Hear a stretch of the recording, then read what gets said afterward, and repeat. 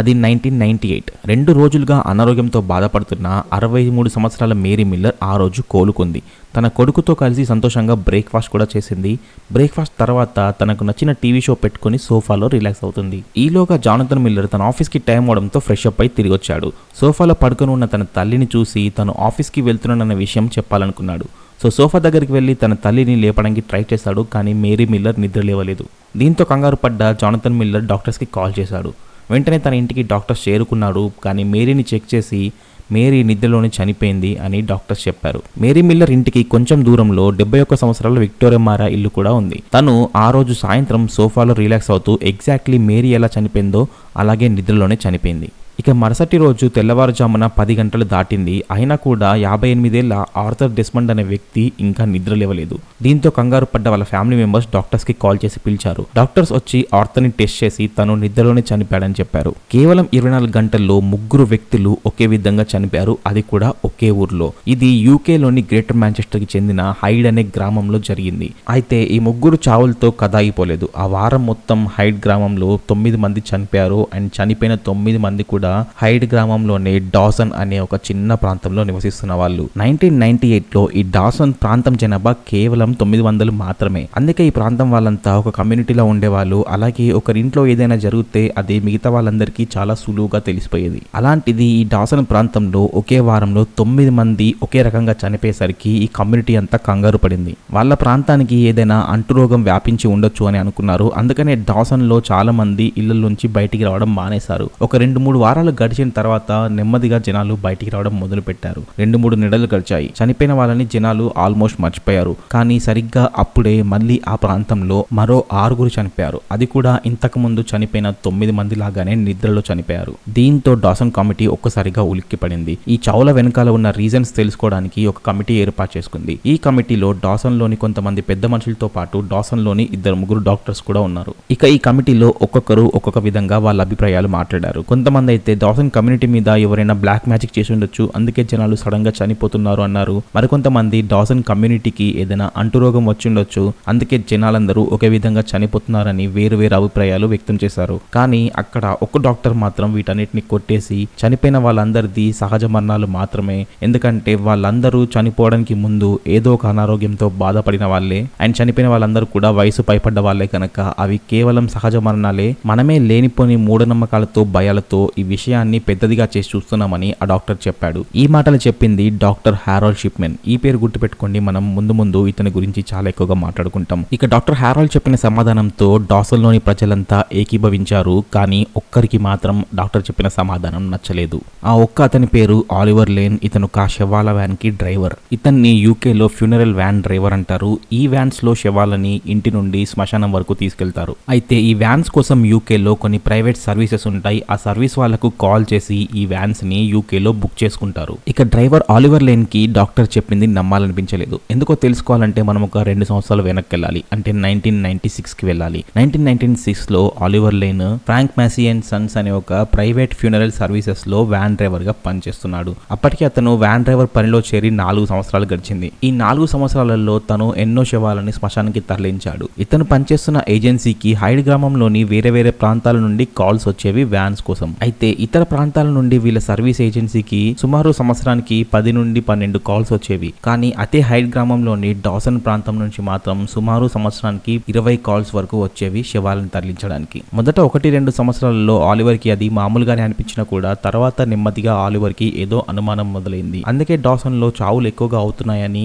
1996 లో Oliver hide గ్రామంలోని police station లో అతని అనుమానాన్ని వ్యక్తం చేశాడు. పోలీసులకు కూడా ఆలివర్ చెప్పిన తర్వాత కొద్దిగా అనుమానం కలిగింది. కానీ కేవలం అనుమానాన్ని బేస్ చేసుకుని కేసు ఫైల్ చేయలేరు, అలాగే ఇన్వెస్టిగేషన్ కూడా స్టార్ట్ చేయలేరు. అంతేకాదు డాసన్ నుంచి ఇంతవరకు ఎలాంటి కంప్లైంట్స్ కూడా వీళ్ళకు రాలేదు కనుక పోలీసులు ఆలివర్ చెప్పిన విషయాన్ని కొద్దిగా లైట్ గా తీసుకున్నారు. ఇది 1996 లో జరిగింది. కానీ ఇప్పుడు 1998 లో ఒకేసారిగా చావుల లెక్క డబుల్ అయింది. కేవలం 3 నుంచి 5 నెలల కాలంలోనే 15 మందికి పైగా చనిపోయారు. అందుకనే ఆలివర్ డాక్టర్ హారాల్డ్ మాటల్ని నమ్మలేదు. కానీ చేసేదేం లెక్క ఆలివర్ సైలెంట్ గానే ఉండిపోయాడు. ఇక కొన్ని రోజులు గడిచిన తర్వాత డాసన్ లో మరొకరు చనిపోయారు. అది 24th జూన్ 1998. ఆ రోజు డాసన్ లో చనిపోయిన ఆవిడ పేరు క్యాథరిన్ గ్రండీ. ఈవిడ మామూలు వ్యక్తి కాదు. మొత్తం హైడ్ గ్రామానికి తను మేయర్ గా పనిచేసింది. అంటే హైడ్ గ్రామంలో క్యాథరిన్ ఒక పేరు మోసిన పొలిటీషియన్. అంతేకాదు తను ఆ గ్రామంలో అత్యంత ధనవంతుల్లో ఒకటి. క్యాథరిన్ ఒక యోగా లవర్. తను ప్రతిరోజు యోగా ప్రాక్టీస్ చేసేది. అందుకే తను చాలా ఫిట్ గా ఉండేది. హైడ్ గ్రామంలో ప్రతి ఒక్కరికి తెలుసు క్యాథరిన్ చాలా హెల్తీ పర్సన్, అందరితో చాలా యాక్టివ్ గా ఉండేది అని. అలాంటి క్యాథరిన్ సడన్ గా ఒక రోజు ఆరోగ్యం బాలేక చనిపోయిందంటే ఊరు జనాలకు నమ్మాలనిపించలేదు. ముఖ్యంగా క్యాథరిన్ కూతురు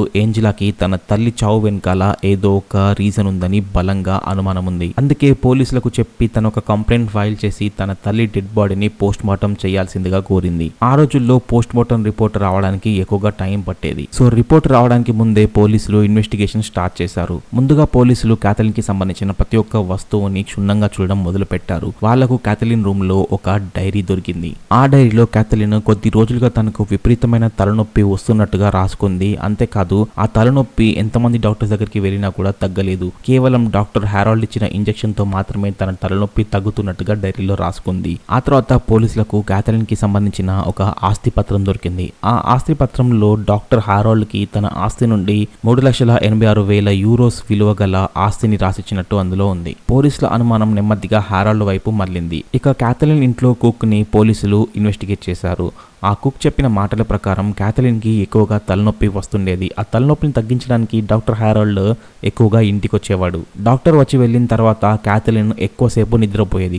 కొన్ని సార్లు అయితే రోజుకి 12 గంటలు కూడా నిద్రపోయేది అని ఆ కుక్ చెప్పాడు. అన్నిటికైనా ముఖ్యమైన విషయం ఏంటంటే క్యాథరిన్ చనిపోయిన రోజు కూడా డాక్టర్ ఇంటికి వచ్చి క్యాథరిన్ కి ఇంజెక్షన్ ఇచ్చాడు. ఆ తర్వాత క్యాథరిన్ నిద్రలోకి జారుకుంది, కానీ మళ్ళీ నిద్ర లేవలేదు. అంటే క్యాథరిన్ చనిపోవడానికి ముందు చివరిగా తనతో ఉంది డాక్టర్ హారాల్డ్ మాత్రమే. పోలీసులు ఒకవైపు ఇలా ఇన్వెస్టిగేట్ చేస్తున్న సమయంలోనే వాళ్ళ వద్దకు పోస్ట్ మార్టం రిపోర్ట్ వచ్చేసింది. పోస్ట్ మార్టం రిపోర్ట్ లో క్యాథరిన్ చావుకి కారణం డయామార్ఫిన్ అనే ఒక డ్రగ్ అని తెలిసింది. ఈ డ్రగ్ ని ఎక్కువగా డాక్టర్లు క్యాన్సర్ ట్రీట్మెంట్ లో వాడతారు. ఎందుకంటే క్యాన్సర్ ట్రీట్మెంట్ భరించలేనంత బాధాకరంగా ఉంటుంది. వాళ్ళ నొప్పిని తగ్గించడానికి ఈ ఇంజెక్షన్ ని వాడతారు. బేసిక్ గా ఇదొక పెయిన్ కిల్లర్ లాంటిది. కానీ ఈ ఇంజెక్షన్ లో హెరాయిన్ అనే డ్రగ్ ఉంటుంది. తక్కువ మోతాదులో వాడినప్పుడు దీంతో ప్రమాదం లేదు, కానీ ఈ ఇంజెక్షన్ ని ఎక్కువ మోతాదులో ఇంజెక్ట్ చేస్తే అది రక్తంలో నుండి బ్రెయిన్ వరకు పాకి బ్రెయిన్ లో ఉండే ఆక్సిజన్ ని ఇంకిపోయేలా చేస్తుంది. అప్పుడు ఆ ఇంజెక్షన్ తీసుకున్న మనిషి నెమ్మదిగా నిద్రలోకి జారుకొని నిద్రలోనే చనిపోతారు. సో పోస్ట్ మార్టం రిపోర్ట్ ప్రకారం క్యాథరిన్ చనిపోయింది డయామార్ఫిన్ అనే ఇంజెక్షన్ వలన.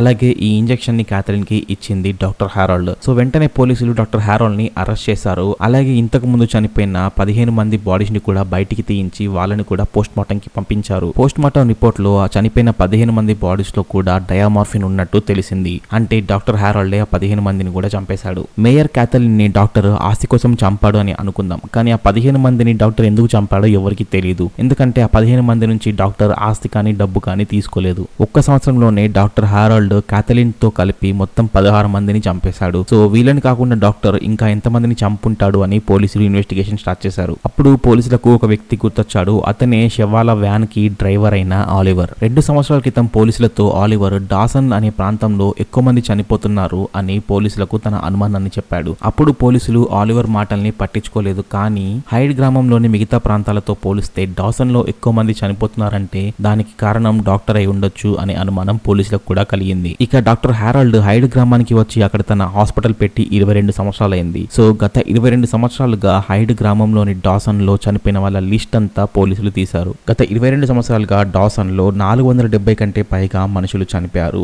అందులో 250 కంటే పైగా మనుషులు డాక్టర్ హారాల్డ్ పేషెంట్సే. ఈ పేషెంట్స్ కి అలాగే ఆ సంవత్సరం చనిపోయిన 16 మందికి కొన్ని కామన్ పాయింట్స్ ఉన్నాయి. అవేంటంటే చనిపోయిన వాళ్ళంతా 50 ఏళ్ల కంటే పైన వయసు ఉన్న వాళ్ళే. అలాగే చనిపోయిన వాళ్ళందరి డెత్ రిపోర్ట్ లో కాజ్ ఆఫ్ డెత్ సహజ మరణం అనే ఉంది. అలాగే వీళ్ళందరూ నిద్రలో చనిపోయారు. ఇక అన్నిటికంటే ఇంట్రెస్టింగ్ పాయింట్ ఏంటంటే చనిపోయిన వాళ్ళందరికీ డెత్ రిపోర్ట్ ఇష్యూ చేసింది డాక్టర్ హారాల్డే. పోలీసుల ఇన్వెస్టిగేషన్ అలాగే సాక్ష్యాల ప్రకారం చూస్తే డాక్టర్ హారాల్డ్ 270 కంటే ఎక్కువ మందిని చంపేశాడు. ఒక ఊర్లో హారాల్డ్ అనే పేరు మోసిన డాక్టర్ గత 22 2 ఏళ్లుగా 270 కంటే ఎక్కువ మందిని చంపాడనే వార్త ఒక్కసారిగా యూకే అంతా వ్యాపించింది. యూకేలోని ప్రజలంతా డాక్టర్ హారోల్డ్ ని ఉరి తీయాలని కోరుకున్నారు. కానీ కోర్టు మాత్రం అలా చేయలేదు. డాక్టర్ హారోల్డ్ కి యావజ్జీవ కారాగార శిక్ష విధించింది. అంతేకాదు డాక్టర్ హారోల్డ్ ఇన్ని హత్యలు ఎందుకు చేశాడో కనుక్కునే పని పోలీసులకు అప్పగించింది. ఈ హత్యల వెనకాల కారణం తెలిసిన ఒకే ఒక వ్యక్తి డాక్టర్ హారోల్డ్. కానీ హారోల్డ్ మాత్రం పోలీసుల ముందు నోరు విప్పలేదు. ఇక చేసేదేం లేక పోలీసులు కోర్టుని ఆశ్రయించారు. కోర్టు అప్పుడు డాక్టర్ హారోల్డ్ మీద ట్రూత్ సీరం యూజ్ చేసి సైకియాట్రిస్ట్ చేత నిజం చెప్పించమని పర్మిషన్ ఇచ్చింది. ట్రూత్ సీరం అనేది ఒక మత్తుమందు లాంటిది. దీన్ని సైకియాట్రిస్ట్ డాక్టర్ హారోల్డ్ కి ఇచ్చి తనని ట్రాన్స్ లోకి పంపించి తన ద్వారా తన గతాన్ని తవ్వే ప్రయత్నం చేయొచ్చు. ఈ పని చేయడానికి యూకే గవర్నమెంట్ ఒక ఫేమస్ సైకియాట్రిస్ట్ ని నియమించింది. సైకియాట్రిస్ట్ తన పనిని మొదలు పెట్టాడు. ఎట్టకేలకు డాక్టర్ హారోల్డ్ నోరు విప్పాడు. డాక్టర్ హారోల్డ్ చిన్నతనంలోనే తన తండ్రిని కోల్పోయాడు.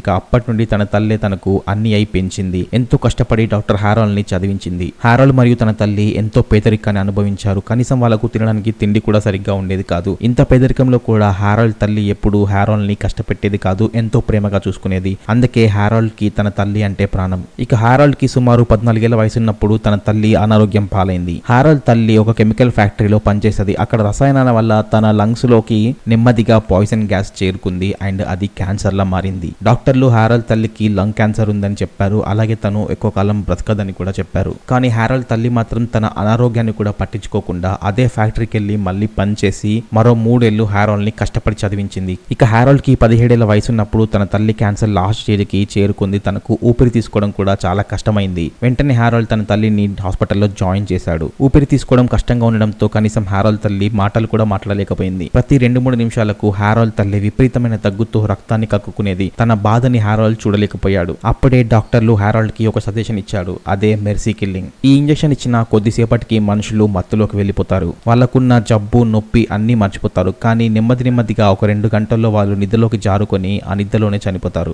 ఎలాగో హారోల్డ్ తల్లి 2-3 రోజుల్లో చనిపోతుంది. ఇలా నరకం అనుభవిస్తూ చనిపోవడం కంటే కూడా నీ తల్లికి ఇంజెక్షన్ ఇస్తే తను సుఖంగా తన ప్రాణాలు వదిలేస్తుంది. నువ్వు కూడా ఈ నరకం నుంచి బయటపడొచ్చని డాక్టర్స్ హారోల్డ్ కి సజెస్ట్ చేశారు. ఇక హారోల్డ్ పర్మిషన్ తీసుకుని డాక్టర్స్ తన తల్లికి ఇంజెక్షన్ ఇచ్చారు. ఈ ఇంజెక్షన్ ఇచ్చిన కొద్దిసేపటికి తన తల్లి నొప్పులన్నీ మర్చిపోయి హారోల్డ్ తో మాట్లాడడం మొదలు పెట్టింది. ఒక గంట సేపు వరకు హారోల్డ్ తో చాలా బాగా మాట్లాడి నెమ్మదిగా నిద్రలోకి జారుకొని తన తల్లి చనిపోయింది. తన తల్లి చనిపోయిందనే బాధ హారోల్డ్ కి ఉన్నా కూడా తను ఎలాంటి నొప్పి లేకుండా సుఖంగా చనిపోయిందనే విషయం హారోల్డ్ మనసుకి ఎంతో తృప్తినిచ్చింది. హారోల్డ్ తన తల్లి అనుభవించిన బాధ నొప్పి ఇంకెవరు అనుభవించకూడదు అనుకున్నాడు. అలాగే తను అనుభవించిన నరకం కూడా ఎవరికి రాకూడదు అనుకున్నాడు. అందుకే హారోల్డ్ డాక్టర్ గా మారాడు. తను చదువుకునే రోజుల్లో డాక్టర్ హారోల్డ్ వయసు పైబడిన వాళ్ళు ఎంతో నరకం అనుభవించడం తను కళ్ళారా చూశారు. 55 ఏళ్లకు పైగా వయసున్న వాళ్ళే ఎక్కువగా ఇలా అనారోగ్య పాలవడం, చివరి రోజుల్లో వాళ్ళు ఎంతో కష్టపడుతూ నరకాన్ని అనుభవిస్తూ చనిపోవడం డాక్టర్ హారోల్డ్ కి మళ్ళీ తన తల్లిని గుర్తు చేసింది. అందుకే డాక్టర్ హారోల్డ్ తన పేషెంట్స్ లో ఎవరైనా 55 ఏళ్లకు పైగా వయసు దాటిన వాళ్ళు ఉంటే వాళ్లకు డయామార్ఫిన్ ఇంజెక్షన్ ఇచ్చి నిద్రలోనే చనిపోయేలా చేసేవాడు. ఇలా చేయడం ద్వారా తాను వాళ్లకు చివరి రోజు నరకం నుంచి బయటపడేసినట్టుగా అనుకునేవాడు. అందుకే డాక్టర్ హారోల్డ్ తన గ్రామంలో 250కి పైగా ముసలి వాళ్ళని తన ఇంజెక్షన్ ఇచ్చి చంపేశాడు. ఈ విషయాలన్నీ సైకియాట్రిస్ట్ కోర్టులో చెప్పాడు. అలాగే డాక్టర్ హారోల్డ్ కి ఒక మానసిక వ్యాధి ఉంది, అందువల్లే తను ఇలా తయారయ్యాడని కూడా చెప్పాడు. డాక్టర్ హారోల్డ్ కున్న మానసిక వ్యాధి పేరు PTSD అంటే పోస్ట్ ట్రామాటిక్ స్ట్రెస్ డిసార్డర్. తన తల్లి హాస్పిటల్లో ఉన్నప్పుడు క్యాన్సర్ తో అనుభవించిన నరకాన్ని చూసి డాక్టర్ హారోల్డ్ కి ఒక ట్రామా క్రియేట్ అయింది. నార్మల్ గా ఇలాంటి ట్రామా క్రియేట్ అయినప్పుడు మనుషులు ఏడ్చి తన బాధని పక్క వాళ్ళతో షేర్ చేసుకుంటారు. అప్పుడు ఈ ట్రామా అనేది రిలీజ్ అయిపోతుంది. కానీ హారోల్డ్ కి తన తల్లి తప్ప ఎవరూ లేరు. ఆ తల్లి కూడా చనిపోయింది. అందుకనే తన ట్రామాని ఎవరితో షేర్ చేసుకోలేదు. అలాగే ఈ ట్రామా నెమ్మదిగా స్ట్రెస్ గా మారి అదొక డిసార్డర్ అయి కూర్చుంది. ఇంకెవ్వరు తన తల్లిలా కష్టపడకూడదు అని డాక్టర్ హారోల్డ్ అనుకున్నాడు. అందుకే వయసు పైబడిన వాళ్ళందరినీ డాక్టర్ హారోల్డ్ ఇలా పీస్ఫుల్ గా చంపేశాడు. ఇవన్నీ విన్న తర్వాత కోర్టు డాక్టర్ హారోల్డ్ ఒక మానసిక రోగి కనుక తనకు మానసిక రోగులకు ఇచ్చే ట్రీట్మెంట్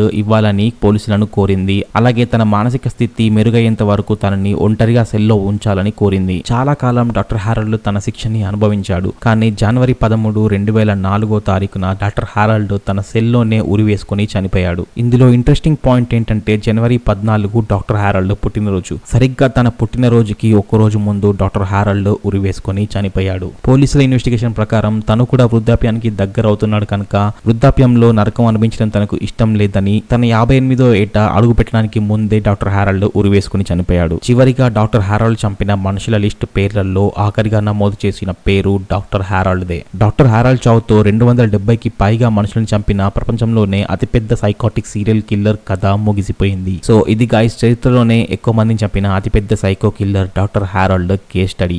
ఈ కేస్ స్టడీ చేయడానికి నాకు చాలా టైం పట్టింది. సో దయచేసి ఈ వీడియో కనుక మీకు నచ్చుంటే నా ఛానల్కి సబ్స్క్రైబ్ చేసుకోండి. అది నన్ను ఎంతో మోటివేట్ చేస్తుంది. అలాగే మరిన్ని ఇంట్రెస్టింగ్ వీడియోస్ని నేను మీ ముందుకు తీసుకొస్తాను. సో ఆ వీడియోస్ని మిస్ అవ్వకుండా ఉండాలంటే ఛానల్కి సబ్స్క్రైబ్ చేసుకొని బెల్ ఐకాన్ని ప్రెస్ చేయడం మాత్రం మర్చిపోకండి. అలాగే ఈ వీడియో నచ్చితే వీడియోని లైక్ చేయండి, మీ ఫ్రెండ్స్కి షేర్ చేయండి. మరొక ఇంట్రెస్టింగ్ వీడియోస్తో మళ్ళీ కలుద్దాము.